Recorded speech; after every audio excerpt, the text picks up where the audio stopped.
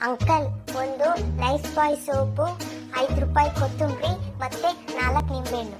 40 rupees ಆಯ್ತು, change ತಗೋ. Uncle, ಈ ನೋಟ್ ಅರ್ಧೋಗಿದೆ ಅಂಕಲ್.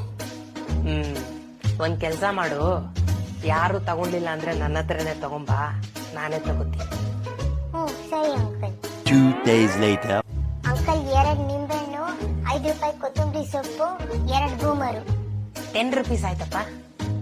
ತಗೊಳ್ಳಿ ಅಂಕಲ್. ಏನು ಈ ನೋಟ್ ಅರ್ಧೋಗ್ಬಿಟ್ಟಿದ್ಯಲ್ಲ? ಅಂಕಲ್, ನೀವೇ ಕೊಟ್ಟಿದ್ದು ಲಾಸ್ಟ್ ಟೈಮ್. ಏ ಇಲ್ಲ ಇಲ್ಲ ಇಲ್ಲ ಇಲ್ಲ.